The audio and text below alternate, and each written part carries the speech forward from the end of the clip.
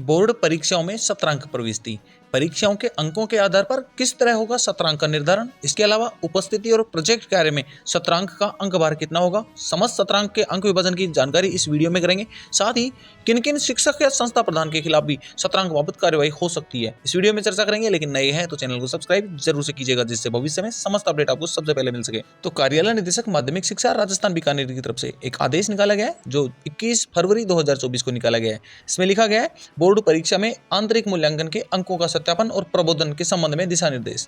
जिसमें लिखा गया है, 10वीं और 12वीं बोर्ड परीक्षा में सैद्धांतिक, प्रायोगिक और विद्यालय स्तर के अंकों को मिलाकर सत्रांक का निर्धारण करना है। तो सबसे पहले बिंदु पर लिखा गया है, विद्यालय स्तर पर होने वाले 3 टेस्ट एवं अर्धवार्षिक परीक्षा के कुल अंकों के 10% इस सत्रांक के रूप में सम्मिलित करना है। जो बोर्ड परीक्षा के अंक जितने भी हैं उनके 10% होंगे। नेक्स्ट में 5% अंक प्रोजेक्ट कार्य के होंगे। विषय अध्यापक के द्वारा प्रत्येक विद्यार्थी से पृथक पृथक प्रोजेक्ट कार्य करवाया जाना है। जो प्रोजेक्ट कार्य सभी स्टूडेंट्स के लिए अलग अलग होगा। वहीं 3% अंक किसी भी विद्यार्थी की उपस्थिति के होते हैं। परीक्षा में बैठने के लिए न्यूनतम 75% से 80% अगर उपस्थिति है तो 1 अंक, 80% से 90% तक उपस्थिति है तो 2 अंक, 90 से 100% उपस्थिति है तो पूरे 3 अंक दिए जाएंगे। इस तरह 3 अंक उपस्थिति के होंगे।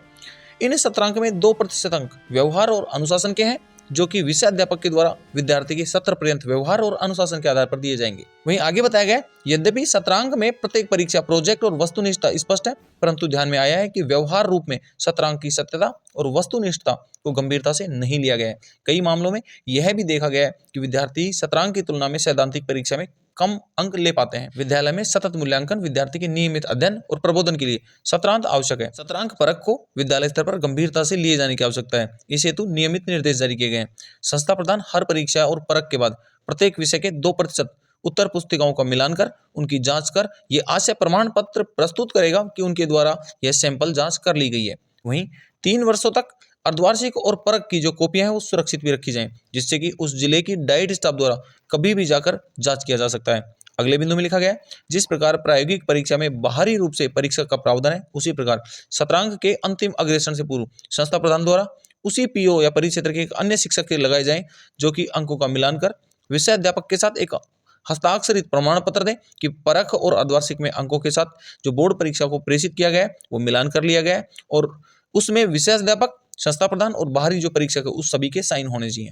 ऐसे प्रकरण जहां तीनों परख और अर्धवार्षिक परीक्षा के आधार पर बोर्ड के पास अंकों में 50% से अधिक अंतर पाया गया, वे संदिग्ध माने जाएंगे एवं ऐसे संस्था प्रधान को उक्त का तार्किक कारण भी स्पष्ट करना होगा। कारण सही नहीं होने की स्थिति में विभागीय कार्यवाही की जाएगी। 10वीं के विज्ञान में 9 अंक तीनों परख को मिलाकर मिले हैं। अर्जित हुए अंक 10 में से 9 मतलब 90% है। वहीं दूसरी तरफ सैद्धांतिक परीक्षा में अगर 80 में से 30% अंक लेके आया, इट मीन 38% अंक लाया, तो 90% और सैद्धांतिक परीक्षा में 38%, इन दोनों में अंतर 50% से अधिक होने के बाद इस तरह का प्रकरण जांच योग्य बन जाएगा। इसलिए सभी शिक्षक साथियों से अपील रहेगी कि सावधानी से अपने सत्रांक भेजें और सत्रांक को सही प्रविष्टि का दायित्व समस्त शिक्षकों का और संस्था प्रधान का होगा, जिसका निर्वहन आवश्यक है। समस्त शिक्षक और संस्था प्रधानों की सूचनार्थ पीडीएफ साझा की गई है। भविष्य में अगर शिक्षा विभाग की तरफ से किसी भी तरह का बदलाव होता है तो जल्द ही चैनल के माध्यम से आपके साथ साझा करेंगे। इसके लिए आप चैनल को सब्सक्राइब कर बेल आइकन कॉल पर जरूर से प्रेस रखिएगा। धन्यवाद।